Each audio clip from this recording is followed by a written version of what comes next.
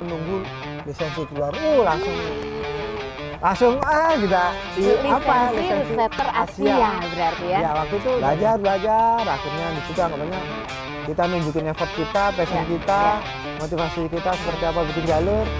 Akhirnya diterima lah. Akhirnya dapat resultnya bagus, anggapannya A+ waktu itu.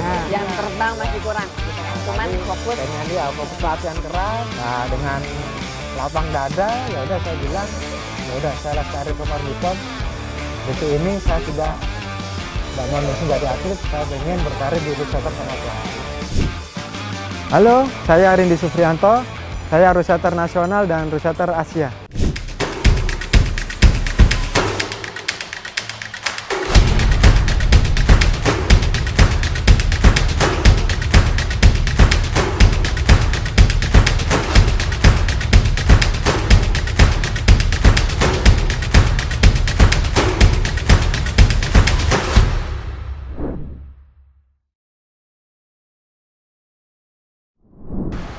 Halo teman-teman Rope to Rope Sariwiduri, sekarang ada di tempat latihannya panjat tebing pelatnas Indonesia.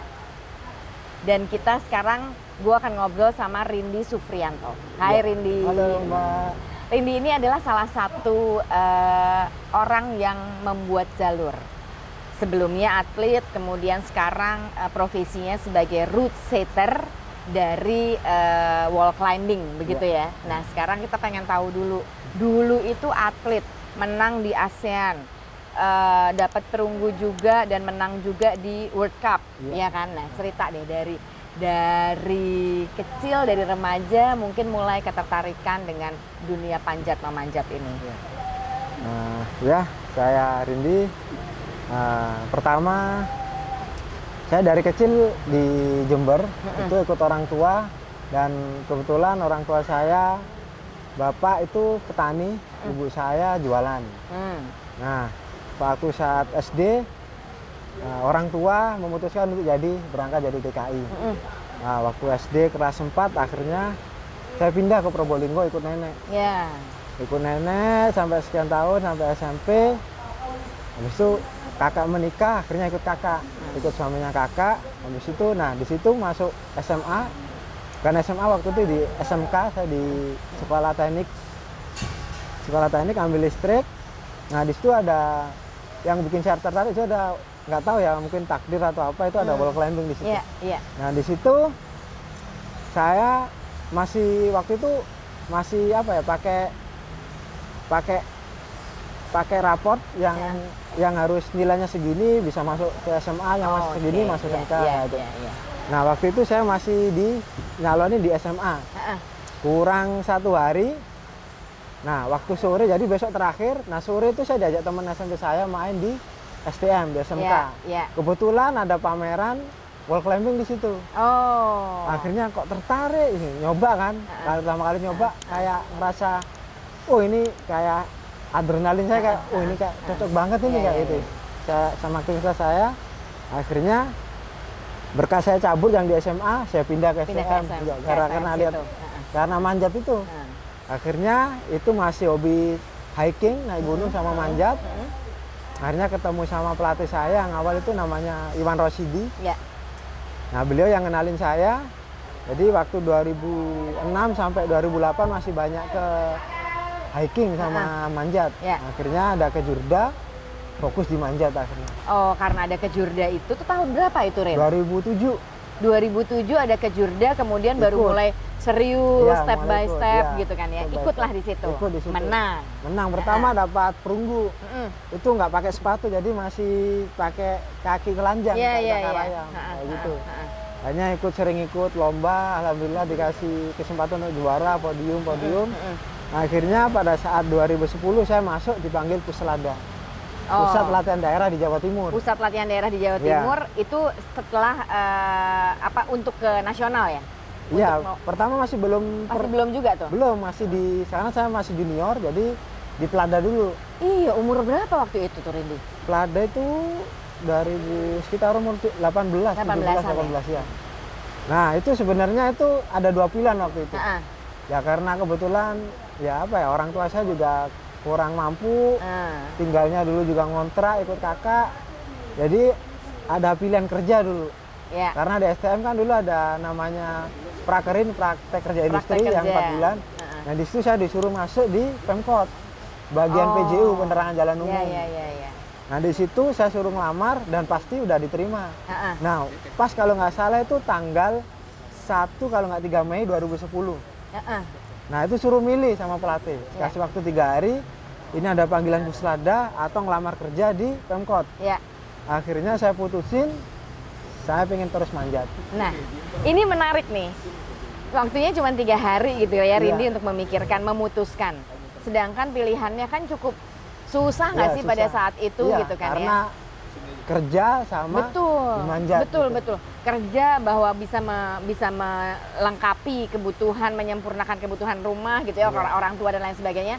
Tapi di satu sisi ada manjat juga. Tapi akhirnya manjat. Milih manjat. Oke. Terus itu sama, apa pertimbangannya akhirnya iya deh aku manjat aja lah udah gitu. Pertimbangannya kayak saya nemuin passion di situ. Kayak apa ya, kayak secara natural kayak saya milih karena saya senang. Jadi saya harus menekuni di manjat ini. Akhirnya pelatih bilang, ya udah kalau kamu emang milih di manjat, ya udah fokus, nggak usah mikirin yang lain. Dikasih sepatu, nih buat berangkat, Bismillah. Udah berangkat ke Surabaya. Tekadnya udah bulat ya pada saat itu. Lebih untuk tekun. Lanjut masih junior kan, di Puslada itu kan sangat ketat. Ya kan atlet terbaik ada di Jawa Timur waktu itu. Pada waktu tahun itu kan. Jadi saya masih junior, masih jadi anggapannya pupuk bawang di situ. Pupuk bawang 2011 ada prapon menuju ke PON Riau 2012. Nah, prapon itu saya cuman bagian apa ya? Tim cuman bagian kayak masuk jalur ofisial, bagian mijitin, bawa makan, bagian sorak-sorak. Kalau setelah atlet bawain payung, suruh bawain barang-barang gitu. Nggak turun tuh ya Rindy? Nggak turun. Dikasih tahu. Habis itu saya waktu itu kan 3 kategori, jadi latihan itu apa nggak fokus, jadi ya di lead, di boulder, di speed, jadi anggapannya itu jalan setengah-setengah. Akhirnya saya ngobrol sama pelatih, pengen satu aja. Akhirnya ya udah di speed. Waktu itu akhirnya ada ya kebetulan waktu Mas Ronald yang jadi kepala pelatihnya waktu itu dibilang kalau nggak salah itu 2011 habis prapon dibilang, Dek, kayaknya kalau buat Rindy PON masih belum, terus kayaknya masih butuh jam terbang. Terus saya cuma bilang gini sama iya Mas, nggak apa-apa, yang penting Rindy bakal buktiin latihan keras kalau Rindy pengen buktiin kalau Rindy bisa. Nah itu yang Mas Ronald suka sama Rindy, punya tekad seperti itu, nggak ada yang nggak mungkin kayak gitu. Akhirnya pas 2000 kan habis itu setelah SEA Games. Nah 2012 kalau nggak salah Maret kalau nggak Februari awal tahun 2012 ada Seleknas. Oh, untuk PON? Seleknas bukan untuk Asia Beach Games di China. Asia Beach Games. Ya itu sebelum PON. Seleknas, alhamdulillah waktu itu saya dapat emas. Oh. Nah itu banyak nggak percaya waktu itu. Akhirnya ya waktu itu Mas Ronald juga bilang, bisa kok dapat emas ya gitu. Ya Pak akhirnya ya udah. Karena sebelum Asia Beach Games ada Asian Champs, Asian Championship di Cina. Kebetulan Mas Ronald juga bikin jalur di situ. Waktu itu, ya udah, mungkin Asia Beach Games mungkin Mas Ronald nggak ngikutin deh. Jadi ikut Asia Championship dulu. Berangkat Asian Championship, Rindy ikut 4 nomor, lead, speed, boulder, sama bergu. Itu waktu itu masih emang tiga babak kan. Ya alhamdulillah di situ Rindy dapat emas, perak, perunggu. Perorangan di speed WR perorangan pertama kali kejuaraan Asia. Jadi waktu itu umur 21 saya sudah megang juara Asia waktu itu. Peraknya itu di combine, jadi semua disiplin kayak lead, speed, boulder dihitung sama poinnya dapat perak. Perunggunya itu saya di campuran relay. Nah dari itu langsung diputuskan saya ikut Asia Beach Games. Dari situ ya? Ya, Asia Beach Games berangkat kalau nggak salah kurang jeda 1 bulan kalau nggak 2 bulan. Berangkat Asia Beach Games, alhamdulillah dapat emas sama perak. Di Asia Beach Games itu? Akhirnya nama saya yang keluar untuk ikut di PON. Akhirnya itu PON persetan- itulah PON ya. itu pertama. Walaupun awalnya sebenarnya nantilah Dep, Iya, belum, masih inilah belum waktunya. jam terbang Iya. masih kurang gitu kan. Nah, Cuman tapi fokus pengen ya fokus akhirnya bisa. latihan keras karena ya waktu di latihan peselada itu saya sering sakit, masuk rumah sakit. Kena DB, tipes karena saking apa ya? Ya mungkin ambisi atau Ya, semangat ya. buat nunjukin ya itu. Mungkin jadi nggak tahu apa, akhirnya masuk rumah sakit 3 kali waktu itu. Nama juga. Iya. Karena memang akhirnya emosi kan Ya, juga pengen nunjukin ini ini loh ya. ya. Nah, betul ya, akhirnya cara lambat laun ya alhamdulillah bisa. Nah, pengen tahu ketika kemudian menang gitu ya pada saat itu gitu kan ya, Iya. sebelum PON ini ya, apa sih rasanya? Masih inget nggak Rindi? Ingat, rasanya waktu itu kayak masih apa ya? Nggak nyangka karena waktu itu kan apa ya? Untuk speed sendiri untuk nyari 5 mungkin bukan mustahil, susah sekali waktu itu tahun yang nggak enak dari 12 ke awal-awal kan. Jadi nyari 6 itu udah luar biasa waktu itu. Padahal waktu itu dapat juara Asia pada umur saya yang ke-21 yaitu merupakan prestasi yang terbaik waktu itu. Jadi anggapannya naik daun lah awalnya waktu itu. Aduh. Ya itu rasanya kayak ini bener tanya ini. Jadi soalnya ngelewati babak per babak itu emang bener-bener ketat waktu itu. Jadi Lawannya siapa waktu itu? ada Cina, waktu itu yang kenceng Cina, Kazakhstan, itu kenceng-kencengnya waktu itu.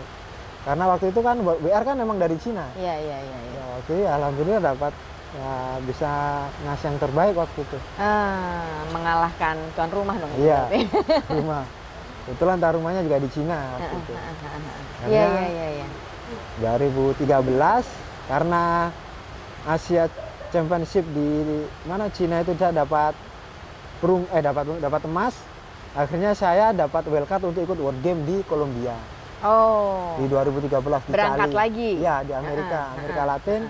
Nah, di situ kan bulan puasa. Ya. Kondisi saya lagi drop demam, panas. Ya udah pokoknya manjat aja udah di situ nomor 12 waktu itu nomor 12 di World Game situ. Iya. Jadi dari perwakilan. Akhirnya setelah World Game berangkat lagi ke Iran Asia Championship sama karena kondisinya karena dingin panas. Iya. Sama kondisinya lagi drop juga di situ. Itu juga jangka waktunya kayak pendek-pendek ya, berangkat lagi gitu kan. 2-3 minggu kalau nggak salah. 3 minggu terbang lagi pindah ke Iran. cuaca Iya, lagi. pindah cuaca lagi. Di situ nomor 5 di situ ya Kanesa yang dapat perunggunya Aspar. Habis itu setelah itu jeda sebulan ya sebenarnya berangkat lagi ke Shanghai ikut X Game. Ya. Di situ dapat perunggu di situ. Oh. Ya udah akhirnya berlanjut ya udah ikut di Kejurnas, Prapon. Itu berarti terus ya hari-harinya Rindi iya. terus diisi dengan kompetisi latihan sampai akhirnya fokus di speed pada saat itu. Speed sama lead waktu itu. Speed sama lead pada Iya, saat itu ya. iya. Oke. Nah, podium udah terus-terusan lah ya. Alhamdulillah. Walaupun ada naik turunnya ada juga. naik turunnya ya. Tapi untuk di kompetisi event yang resmi, alhamdulillah di podium terus. Jadi stabil gitu lah. Stabil ya, tetap ya, stabil. Artinya secara emosi juga sudah terbentuk ya, dong ya Rin ya. Kerasa banget nggak sih bahwa dari awal mungkin memutuskan kemudian menang kalah jatuh sakit manjat naik, gitu kan. turun, ya. Itu sekarang ini kalau Rindi boleh cerita gimana tuh? Apa sih kebentuknya gitu loh? Dinamikanya itu yang awal itu yang pertama rasa yang perlu dilawan itu pertama memang malas. Apalagi kayak sekarang ini kan otomatis kan apa ya karena nggak lama nggak latihan mulainya lagi emang berat badan udah nggak pasti babak belur sakit semua. Nah dari awal ya 2 minggu atau 1 bulan pertama ngawalnya itu emang anggapnya kayak mati-matian lah.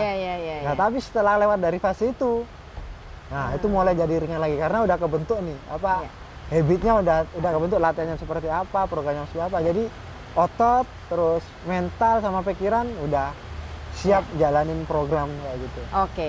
Melawan di awal itu memang berat ya. Tapi kalau udah jalan ya udah ngikutin aja. Oke, kemudian terus gimana ceritanya akhirnya Rindi memutuskan gitu memilih untuk gue bersertifikat route setter deh gitu atau ini gimana? waktu itu agak sedikit menarik waktu itu. Jadi 2015 sebelum Prapon di mana? Di Parayangan. Sebelum apa? Di Cikule itu kan. Ya.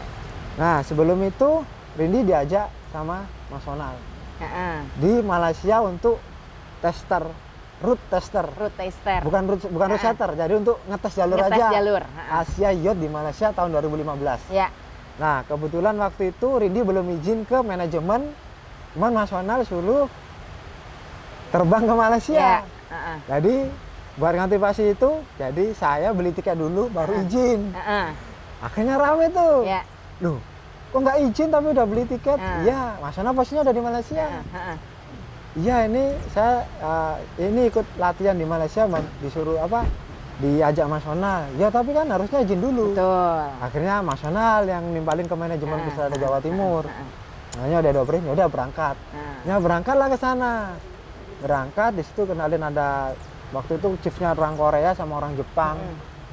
Yang itu akhirnya saya nyobain jalur dari semua jalur saya coba, boulder, lead sampai babak belur emang di situ. Yeah. Jadi waktu itu emang orang Korea waktu itu emang apa ya? Keras emang orangnya. Yang ngeset pada saat itu udah ada dong berarti ada, kan? Jadi Rindy kan memang cuman bagian ngetes jalur ngetes doang. jalurnya kan, route tester ya, kan? route tester waktu itu. Habis itu dikenalin, nyoba jalur semua karena tertarik mungkin karena Rindy waktu masih ngatlet lagi masa mudanya kan. Jadi anak ini kok nggak kenal capek, anak suruh nyoba terus. Akhirnya ya dengan udah. Berbagai semua karakter, semua jalur coba. Semua jalur ya. Di lead, boulder semua nyoba, sampai Jaru udah darah semua udah semuanya karena saking banyaknya nyobain jalur kan. Terus setelah selesai diajak di jamuan, kalau waktu itu ada official sama TD semua harus setter di situ. Saya ada di situ juga. Dikenalin. Ini nanti calon yang akan diajuin untuk route setter di Asia. Oh iya saya tahu ini. Jadi orang-orang tadi cuma kumpul di situ kan di hotel kan. Ya kita lihat nanti seperti apa ini. Terus akhirnya waktu mau pulang saya akan terus bisa I will miss you Rindy. Please keep training and keep learn to make some route gitu ya. Udah akhirnya waktu itu 2015 akhirnya ada kursus daerah di Jawa Timur. Oke. Kursus daerah. Akhirnya Rindy lolos di situ. Jadi route setter untuk tingkat daerah. Ini kursus route setter? Iya, daerah. Ya. Kan ada tingkat-tingkatnya, yaitu C2 daerah. Nah, setelah itu datangin pelatih dari luar negeri, dari Jepang, Hiroshi Ukano. Nah, Hiroshi Ukano itu beliau juga ngajarin juga waktu saya bikin jalur. Itu sebelum kursus waktu kalau nggak salah dia bilang dia punya potensi untuk buat jalur katanya. Ya udah akhirnya saya belajar juga di situ. Ya. Oh, Hiroshi Ukano sudah poin lu untuk udah bilang bahwa lu punya potensi. Iya, punya potensi, tinggal diasah. Karena waktu saya bikin dia tertarik dengan jalur saya waktu itu di Surabaya, karena dia pelatih selama 2 bulan kok nggak 4 bulan di Surabaya. Akhirnya waktu itu ya udah setelah daerah akhirnya ya udah keliling, ada apa namanya Porprov, Porda Jatim ikut bikin jalur. Akhirnya banyak jam terbang lah. Ada kejuaraan di Jatim ikut bikin jalur, ada kejurprov bikin jalur. Akhirnya setelah habis itu PON tanding di Jawa Barat, alhamdulillah dapat emas, 1 emas 2 perak. Di situ. Setelah PON ada kursus bulan November kalau nggak salah. Ini PON jadi atlet dulu nih menang nih ya. Kursus di Yogyakarta. Ya, yang waktu datang yang instrukturnya datangin Ukano lagi. Nah, dari ketemu lagi. Pertama orang nggak tahu. Terus waktu dia datang langsung meluk saya sama Divina. Memang kamu kan pelatih saya tak gitu. Nah, akhirnya itu ya udah akhirnya alhamdulillah lulus. Nah, habis itu kan masuk 2017. Kan setelah PON kan mesti kan nggak mungkin langsung ke Selatan dong. Memang jeda lama. Waktu itu langsung kalau nggak salah bulan April saya dipanggil masuk pelatnas buat Asian Games, tim cadangan. Waktu itu langsung baru itu pertama kali ketemu sama Bang Hendra. Sudah masuk karantina dong tuh berarti itu udah mulai latihan fokus kan, lebih fokus lagi. Waktu itu saya jujur minder. Kenapa? Karena yang masuk di tim waktu itu di speed itu mereka waktunya udah 5, 6-0, sedangkan saya nyari 5 aja setengah mati. Di speed tuh ya? Iya, saya sampai gini. Ini nggak salah Pak, ini saya dimasukin ke timnas saya. Hmm. Anggapannya saya paling bawah sendiri. Hmm. Terus Bang Indra ngobrol, gue yakin sama lu Rin, bilang gitu enak. Lu punya grit, lu punya pengalaman, dan lu pernah juara Asia perorangan. Nah, gue yakin lu pasti bisa balik ke titik awal itu. Yeah, lagi. yeah. Nah, akhirnya di luar program itu saya latihan tambahan sendiri. Di situ akhirnya mulailah, ya alhamdulillah mulai naik. Waktunya udah Maksudnya bisa mulai naik, ya. deketin ya? Deketin 64, 62 nih, sampai waktu 5. Oh, oke. Jangan waktu itu 5 besar udah, anggapannya udah keren banget ya waktu 5. Ya juga, wih kayak gini ya. Akhirnya, ya itu akhirnya saya berpegang sama omongan Coach General waktu itu, karena yakin lu udah pernah di titik itu, dan gue yakin lu bisa balik ke titik itu lagi. Yeah. Hanya itu pertemuan saya waktu itu. Ya udah latihan. Nah, waktu 2017 itu mau ada seri World Cup di Chamonix sama Pilar. Seri World Cup. Ya, waktu itu yang diberangkatin cuma tim inti doang. Nah, jadi waktu itu kan masih belum tim inti. Yeah. Terus Bang Indra bilang, gimana bisa nggak ngajuin ke kota atau daerah buat ke Pilar? Kalau nggak salah butuh biaya berapa? 30 kalau nggak 45 juta. Oh, oke. Waktu emang nggak punya uang. Ya, ya. Nah, kebetulan pas itu ada take course route setter Asia di Singapura.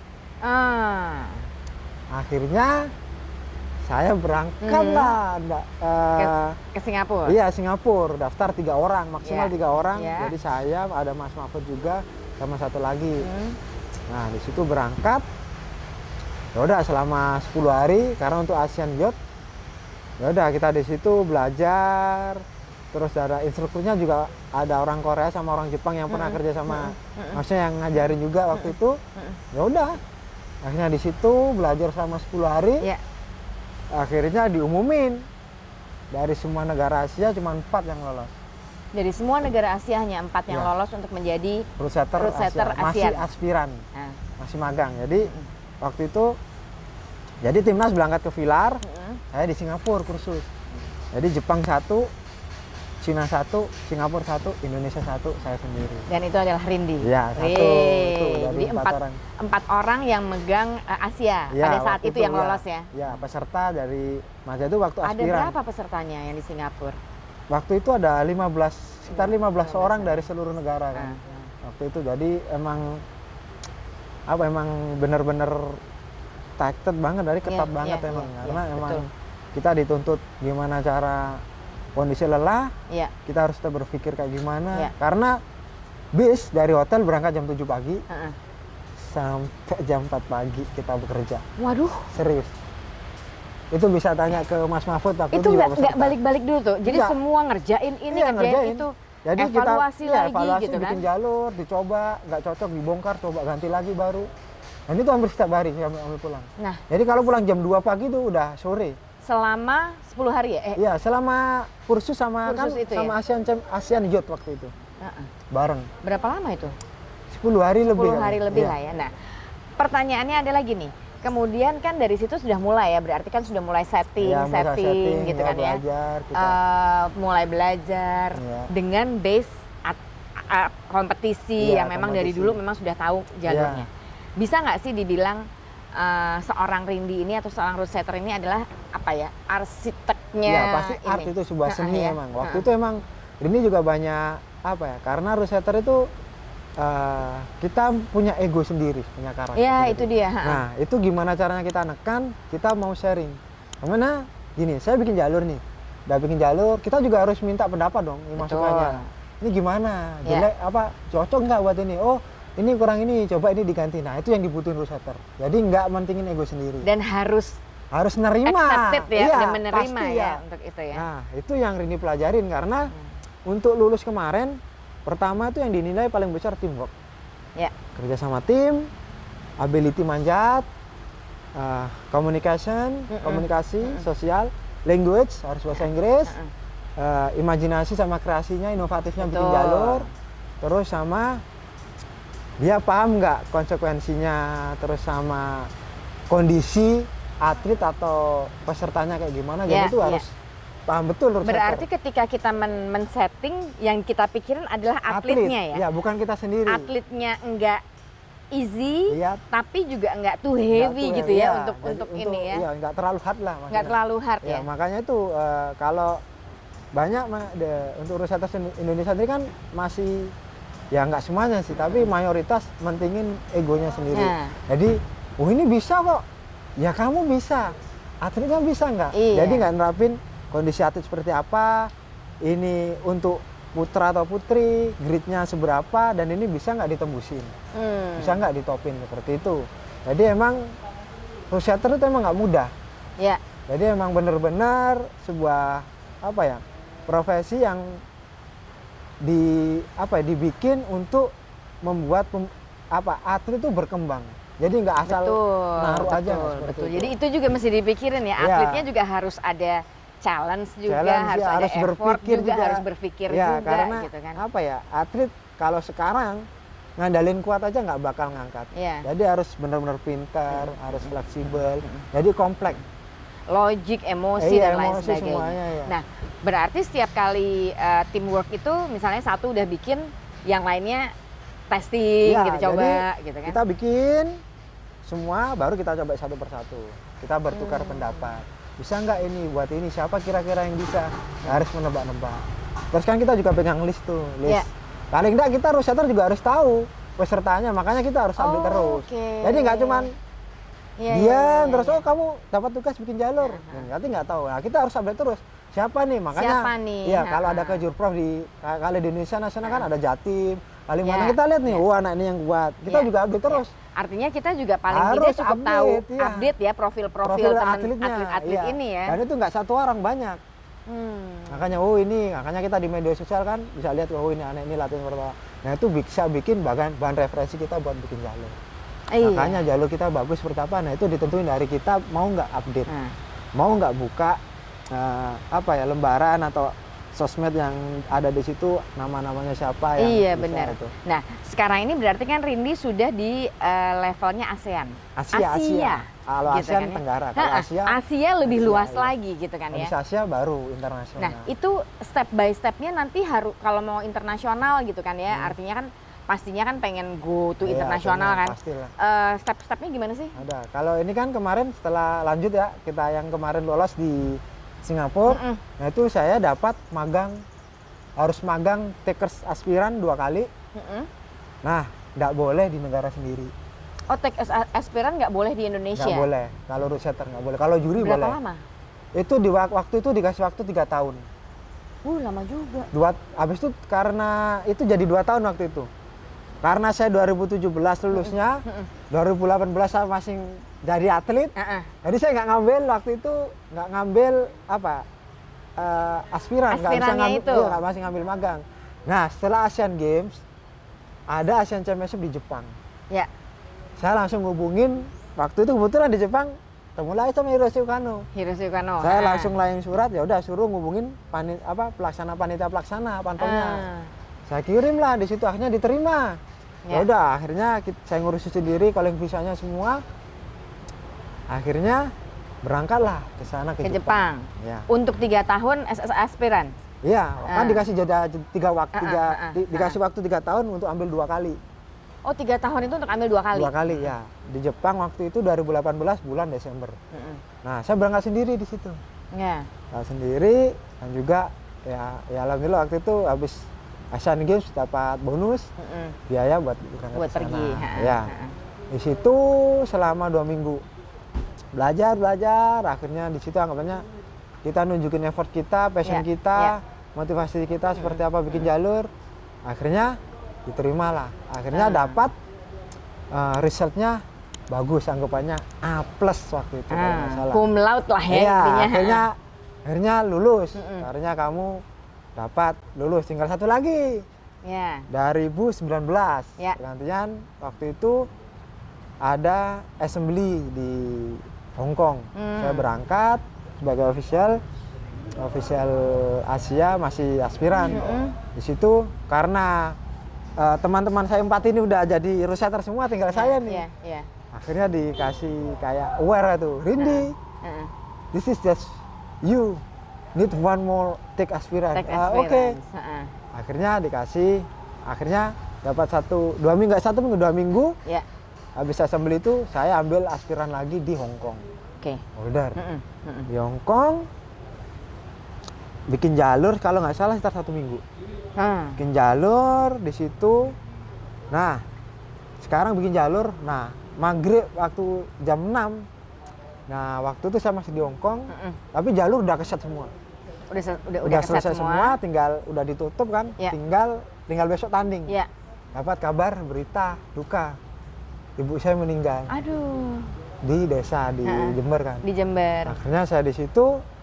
Akhirnya TD sama chief resetter-nya, ada kepala resetter-nya bilang, ya udah kamu pulang saja, nggak usah Pulang gini. lah, Akhirnya iya. dibeliin tiket pesawat, berangkatlah saya ke pulang. Di situ saya udah nggak mikirin apa aspiran itu ya, itu ya, aspiran udah itu nggak, karena ya. udah tahu sendiri apalagi ibu kan. Iya, yang iya, meninggal. iya. Ya udah saya pulang waktu jam 1:30 pagi. Emang jadi saya datang udah nggak nututin emang almarhum ibu untuk dikebumikan iya, kan. Iya.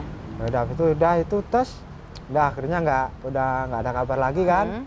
Tes akhirnya saya coba iseng tanya ke sport departemennya FSC Asia waktu Francis Lu.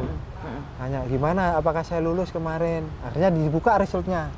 Tes, karena kamu sudah menyelesaikan tugas kamu meskipun belum sampai pertandingan, tapi kamu sudah jadi catatan chiefnya juga karena beliau juga ada di situ juga. Dan sudah dites dong. Iya, sudah dites semua. Dites kan. Kamu lulus, tinggal menunggu lisensi keluar. Langsung juga lisensi Rootsetter Asia berarti ya. Ya, waktu itu 2019 kan, waktu itu masih kalau magang kan waktu itu emang belum ada salary-nya. Jadi kita biaya sendiri, kita cuma disediain makan sama penginapan. Akhirnya waktu itu nunggu, akhirnya langsung haru juga, nangis juga kan. Wah, bisa lulus ini kan. 2019 akhirnya lanjut di November, kalau Desember ada Asian Championship di Bogor. Di Bogor. Sebelum itu sempat menghubungi teman-teman 4 yang sudah jadi Rootsetter ini. Iya, karena mereka udah jadi Rootsetter, udah kan? Akhirnya wah, satu gitu meeting, akhirnya ya udah kita bareng udah jadi Rootsetter Asia cuma 4 orang kan. Akhirnya ya udah ada Asian Championship di Bogor. Nah, di situ dapat salary pertamanya. Kan salary-nya waktu itu kan kalau nggak salah 1.500 kalau nggak 2.000 US. Nah, dipotong tiket saya waktu pulang ke rumah itu dari Hong Kong itu. Nah, itu jadi saya murni jadi Rootsetter, dapat gaji pertama itu ya di Bogor itu. Profesi pertama di Asian Championship di Indonesia. Di rumah sendiri gitu dapat ya. salary kan. US kan. Wah, ini dapat US. Akhirnya kalau atlet dulu kan ya dapat US biasa, ini Rootsetter namanya. Profesi berbeda waktu itu. Iya. Dan di Asia cuma ada 4 orang. 4 orang di Indonesia cuma ada 2 orang gitu kan. Di Asia karena 4 orang itu yang baru, tapi 4 orang yang baru banyak juga. Nah, akhirnya waktu itu udah. Nah, waktu itu Rindy mau dilanjutin ke IFSC yang junior. Mau dinaikin ke tingkat internasional. Dan itu harus minta rekomendasi 2 orang chief. Nah, itu saya juga udah dapat rekomendasi. Nah, waktu habis itu 2020 awal Rindy masih atlet ini, training camp di Jepang. 1 bulan untuk Jawa Timur. Training camp as a atlet ya? Iya, atlet. Tanya, kamu atlet apa ini? Atlet tapi di provinsi, di daerah. Kalau di nasional nggak boleh. Kalau jadi atlet nggak boleh. Karena kamu sudah Rootsetter untuk Asia. Profesinya Rootsetter Asia. Kalau kamu atlet masuk nasional dicabut lisensinya. Jadi memang pilihan memang. Nah, habis itu ya sudah. 2020 waktu itu kita ngobrol, waktu itu juga yang namanya Hiroshi Okano juga.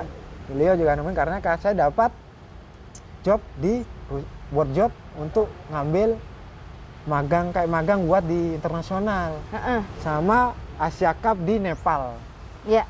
Nah, pulang dari Jepang, COVID datang, langsung hilang semua udah. Balik lagi. Iya. Banyak kemudian di reschedule reschedule semua udah. Atau dibatalkan, atau di cancel sampai waktu yang tidak tahu lagi. Nah, setelah situ akhirnya 2021 ikut PON di Papua, ya alhamdulillah dapat emas, perak, 2 perunggu waktu itu di situ. Nah, dari situ kan saya kan udah vakum nih. Ya. Nah, sebelumnya emang Bang Hendra waktu juga nawarin dari 2000. Habis saya waktu setelah Asian Games, Bang Hendra waktu bilang kamu harus gabung di timnas, entah itu atlet atau pembuat jalur. Ya. Nah waktu itu pilihannya emang susah karena saya masih di daerah. Karena waktu itu daerah emang apa ya, butuh juga buat jadi atlet kan, buat tandemnya waktu itu. Ya udah habis PON, akhirnya ya kebetulan istri saya waktu itu masih belum nikah. Ya. Kan juga waktu kesini datang apa, saya main kesini lah. Datang ke sini, akhirnya ditawarin sama Bang Indra. Ya udah sama Coach Indra, gimana ini, mau enggak? Udah, sekarang PON udah ada, udah finish, gimana? Ya. Masih bingung juga. Ya udah sekarang telepon Ketua Umum Jawa Timur, gimana? Akhirnya kan kita juga kalau mau apa ya, buat gabung kan juga harus pamit dong, dari kota, daerah. Kita telepon lah. Sudah dikasih restu, ya udah. Gabunglah di timnas sebagai route setter. Gabung di timnas sebagai route setter sampai sekarang.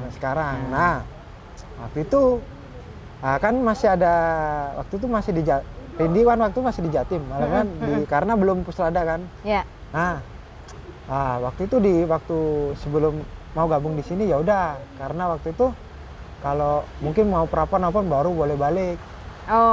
Jadi terus waktu di sini kemarin bulan Juli kalau nggak salah dipanggil lagi ke Jatim karena mau ada kejurnas. Nah, terus dibilangin suruh kasih milih di timnas atau di atlet. Ya secara profesi anggapannya dibilang kan route setter. Ya udah, akhirnya ya dengan lapang dada ya udah saya bilang ya udah, saya last karir kemarin di PON. Detik ini saya sudah tidak mau nerusin jadi atlet, saya pengen berkarir di route setter sama pelatih. Profesinya adalah route setter dan pelatih, gitu kan ya? Pelatih di kota. Pelatih di kota. Ya. Nah, pelatih itu nanti ada juga tuh jenjang-jenjangnya lagi kan ya? Cuman kita nggak ngomongin itu. Mungkin nanti kita undang lagi ya, as a coach. Aduh ya. Karena saya juga masih banyak belajar juga dari Bang Indra semuanya. Terus setelah itu akhirnya adalah World Cup. Ya. Akhirnya dipanggil juga untuk bantu. Hanya di situ waktu itu jadi orang Jerman, orang Prancis juga, sama orang Austria kan bilang kan waktu itu. Pertama juga kayak kita ya pokoknya sok kenal lah, biar pengen nunjukin lah motivasinya seperti apa. Ngobrol-ngobrol, jadi kan mungkin masih belum tahu kan, mungkin nggak percaya, masa kan masih belum datang kamu dikasih jalur, kan nggak mungkin. Jadi pengen kenalan dulu. Jadi dia bikin jalur, saya dibawa tuh hati terus. Jadi sampai mereka diomongin, ini siapa, anak ini kecil, kok dibawa liatin kita terus. Akhirnya waktu itu juga route setter sama kayak lo gitu kan. Tapi pastinya dia lebih tinggi kan. Akhirnya datang, akhirnya ngobrol. Akhirnya saya kayak buka kartu nih. Pengen nunjukin kalau saya juga route setter Asia. Saya cerita-cerita, saya ingin, kamu route setter Asia? Iya, saya kerja sama Okano, sama Gen. Akhirnya udahlah. Welcome lah mereka. Akhirnya waktu itu saya bilai dia itu dari anggapnya menjelang siang, menjelang sore sampai malam. Karena dia percaya sama saya waktu. Nah, akhirnya ya udahlah, itu udah karena saya udah dicariin terus kan. Udah klop nih. Udah akhirnya dikasih kesempatan bikin jalur. Di semifinal sama kualifikasi. Di mana tuh pada saat itu? Di World Cup Jakarta. Di World Cup kemarin itu ya. Seru banget. Tadi dicariin ini, ya disuruh naik. Akhirnya belajar pakai skylift itu. Ya udah suruh berangkat suruh nyetir, untung bisa kan. Udah bikin jalur suruh nyoba. Jadi semua jalur saya cobain semua. Semua jalur dicobain dan semua orang dari seluruh dunia akhirnya juga bisa berkomunikasi. Terus waktu itu disuruh wawancara juga di FSC kan. Kan keluar tuh di video kan. Itu udah tahu semuanya gitu. Ya sudah ya, dari situnya kenalnya. Kemarin akhirnya dapat appointment juga di Asian Championship di Korea. Kemarin juga. Akhirnya berangkat situ, akhirnya kenal juga, Rindi, this is you. Wah, akhirnya udah. Ada di mana-mana nih, ada di mana-mana. Karena sebelum Asia Championship kan di Jakarta dulu kan World Cup. Jadi ajangnya di situ, jadi orang-orang juga tahu juga. Appointment saya waktu itu di Boulder. Ya udah, akhirnya ya udah sampai sekarang. Sampai sekarang komit di profesinya route setter. Next mau apa nih setelah route setter Asia, kemudian pelatih? Pelatih Asia pengennya naik upgrade lagi di internasional. Dan pelatih. Dalam waktu dekat, ini mau ngerjain apa? Untuk sekarang kan biasanya akhir tahun ini off dulu. Kita nunggu dari rapat dari Asia nanti. Nah, tahun depan kemarin juga dikabarin juga dari Singapura Nah, tahun depan juga ada assembly juga, rapat meeting official seluruh Asia, dan itu harus datang. Jadi sibuk ya berarti ya. Jadi nanti di sana jadi apa yang dibawa dari internasional itu di Asia nanti dibahas bareng di situ. Iya. Kayak gitu. Nah, terus kemudian setelah jadi route setter Asia, ngomongin apa ya namanya jenjang gitu ya. Itu ada level-levelnya nggak sih? Ada level-levelnya. Itu tuh Levelnya gimana itu tuh? jadi Kak, saya ini sekarang di Asia. Nah, nanti tuh biasanya tiap tahun itu IFSC ngadain kandidat. Ya. Jadi dari PP Pusat, Federasi Indonesia, itu ngajuin nama-nama yang akan di-up untuk ke internasional. Nah, itu junior dulu. Nah, itu namanya diversity program. Nah, di situ dikasih magang dalam 1 tahun 2 kali. Kalau hasilnya bagus, baru dia bisa di internasional tapi yang junior. Ya. Yang buat kejuaraan dunia tapi yang junior.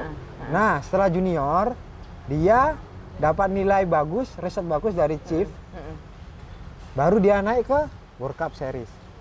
Nah, di seri World Cup dia ngikutin, dapat bagus, baru dia bisa naik ke chief route setter atau kepala pembawa jalur. Nah, itu udah tingkatan paling tinggi. Tingkatan paling tingginya berarti chief route setter. Iya, chief route internasional. Setter. Internasional. Gitu ya? Itu udah kedudukan tertinggi udah di route setter. Nah, untuk menuju itu ya saya sendiri juga apa ya? Masih banyak butuh proses juga.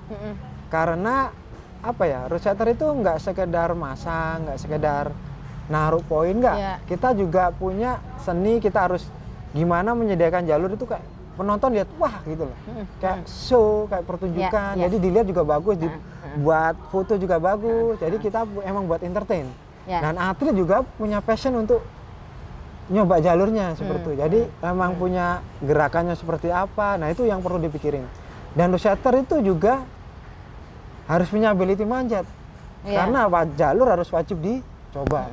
Karena kebanyakan di kita kenapa ya maaf kurang berkembang karena gitu. Jalur asal kira-kira taruh sini, taruh situ. Jadi nggak tahu, nggak punya konsep gitu. Ya nggak semuanya, tapi kebanyakan seperti itu. Nah, saya sendiri anggapannya apa ya? Mungkin karena muda, jadi saya mungkin takutnya kayak apa. Jadi kayak ya ada yang namanya netizen kan gitu karena tapi juga kalau saya nanggepin kayak gitu juga juga nggak ngerubah. Jadi saya pengen pengen nunjukin juga kayak mengedukasi kayak seperti meskipun saya juga butuh belajar juga untuk itu buat referensi. Ya oke lah. Mereka kayak lihat YouTube, nonton kayak gitu kan. Cuman mereka ekspektasinya nggak sama dengan apa yang di realnya. Nah, itu yang susah. Karena memang ada step by stepnya yang memang harus ada di refreshment lagi, bener, ada tes lagi dan lain sebagainya. Sama kenapa kita juga anggapannya kalau speed kita emang anggapannya kita udah di puncak lah anggapannya ya di dunia. Nah, kenapa lead boulder kita sangat jauh? Karena itu ada spot industrinya kita kurang. Spot industri satu itu karena pegangan. Merek-merek. Karena emang buat kita sendiri kalau beli di luar emang sangat mahal. Kayak produk Cita, Flat Hold. Nah, itu mau nggak mau kalau kita pengen upgrade harus beli. Nah, itu kayak pegangan, makros, volume, holdnya semua. Terus yang kedua pelatih dari SDM-nya, pelatih, atlet, dan terakhir route setter. Nah, biar atlet ini menunjang, pelatih sama route setter ini harus berkolaborasi. Pelatih dan route setter harus berkolaborasi sehingga industri ini terjadi ya. Jadi dari pegangan yang kita punya, terus kita maunya seperti apa? Samanya World Cup kemarin nih, yang sekarang beta route setternya seperti apa? Kayak yang lagi umum keluar di jalur seperti apa? Nah, kayak itu kita asumsikan, kita bikin kayak gini nih. Nah, pelatih, saya pengen jalurnya seperti ini. Ya udah, route setter nyediain, kita coba. Jadi atletnya dibikin seperti itu. Ngomongin sport industry itu berarti memang route setter, kemudian coach gitu ya, pelatih itu memang atlet juga harus benar-benar update terus ya. Makanya itu ini ya grip dan lain sebagainya. Gripnya semuanya kita harus tahu juga. Karena di luar pun ada merek datang flat yang baru itu masih dibeli. Jadi update terus mereka. Betul. Nah, emang benar-benar butuh biaya besar, tapi kita di timnas tidak menutup kemungkinan kita juga bisa gitu loh. Nunjukin kalau kita bisa, kita mampu. Makanya dari itu kolaborasi antara pelatih, pro setter, atlet, nah itu circle-nya di situ ditunjang dengan pegangan itu. Akhirnya jadilah sport industrinya di situ itu. Berjalan ya. Ya, karena dan satu lagi pro setter juga nggak boleh ngasal. Karena dengan pegangan yang bagus pun pro setter nggak punya imajinasi yang bagus, kreativitas yang bagus sama aja. Akhirnya monoton jadinya. Iya. Imajinasi, kreativitas, kemudian juga bisa bersimpati atau berempati ya sebagai atlet, sebagai juga semuanya menjadi sebuah karya lah di sebuah situ. Karya ya di situ. Jadi emang nggak mudah. Nah, oke. Kalau ngomongin karirnya sendiri, dari pertama kan juga kalau ngelihat kan nggak mudah ya. Rindy ikut registrasi kan pasti ada seleksinya juga. Ada gitu. seleksinya. Karirnya tuh nanti sampai di internasional dan di chief route setter itu ya. Nah itu kalau untuk itu emang butuh jam terbang yang banyak, pengalaman yang banyak banget pokoknya. Anggapnya udah bertahun-tahun emang, karena banyak yang chief itu emang udah anggapannya udah paruh baya umur 40 ke atas, jadi emang bener-bener dia udah layak berada di posisi itu. Tapi memang masih harus tetap latihan untuk naik kan, dan update dengan itu tadi. Ini tadi ya. Jalur sama atletnya juga update bener. Maka waktu kemarin aja sebagai example waktu di Jakarta dia lihat list, dia bikin jalur langsung tahu. Oh ini jalur ini buat anak ini pasti bisa, buat ini nggak bisa. Kita mikirin yang di bawahnya. Jadi yang kira-kira jatuh di sini sampai tengah, yang jatuh atas ini kira-kira ini. Jadi benar-benar dipikirin sedetail mungkin. Iya. Oke, nggak gampang ternyata jadi route setter ya. Iya, easy but not easy. Easy but not easy. Yang terakhir deh, kalau tadi lu udah cerita mengenai karir lu di atlet, kemudian akhirnya memutuskan profesi sekarang sebagai route setter Asia. Pesan lu buat teman-teman yang suka manjat dan yang memang mau berbisnis, yang mau berkarya untuk Indonesia. Ya, untuk Indonesia sih, untuk para penerusnya, yang penting satu, jangan bosan dengan panjat tebing. Itu kunci utamanya. Terus terus berlatih sama upgrade jalur, karena jalur itu untuk lead boulder variabelnya banyak. Jadi kita nggak terkurung di satu itu aja, karena variabel dan kompleks, gerakan kompleks dan semuanya itu jadi satu, kombinasinya juga banyak, variasinya juga banyak. Nah kita harus terus belajar. Makanya untuk para penerus buat yang pengen ke jenjang route setter maupun atlet juga, mereka juga harus belajar juga untuk ngupgrade juga skillnya dia, cara berpikirnya dia, dan itu harus bener-bener harus komit, harus nggak off gitu loh. Karena kalau kita off ya udah kita tumpul jadinya. Iya benar. Seperti itu. Thank you Rindy. Sama-sama. Mudah-mudahan pastinya menginspirasi semua teman-teman rope to rope dan juga profesi-profesi yang kita semakin banyak kenal lagi. Sukses buat Rindy, sukses buat karirnya, sampai semuanya berjalan dengan baik. Yang pasti ya teman-teman ya, kadang tuh hidup ini kalau dari ceritanya Rindy selalu ada pilihan. Iya, pasti ada. Tapi ketika kita memilih, kita komit dan kita fokus untuk menjalankan, kita pasti sampai di tujuan. Oke, Sari Widuri pamit. Bye. Bye.